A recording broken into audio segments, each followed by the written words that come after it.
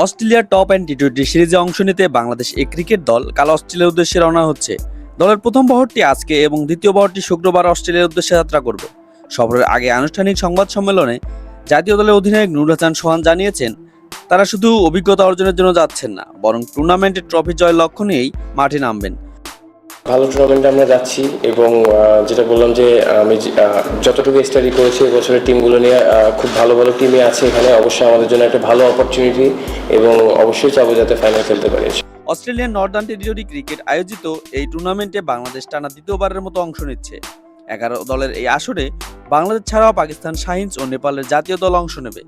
সিরিজের সবগুলো ম্যাচ ডারউইনে অনুষ্ঠিত হবে। আগামী 14 আগস্ট পাকিস্তান শাহিনসের বিপক্ষে ম্যাচ দিয়ে তাদের টুর্নামেন্ট শুরু করবে।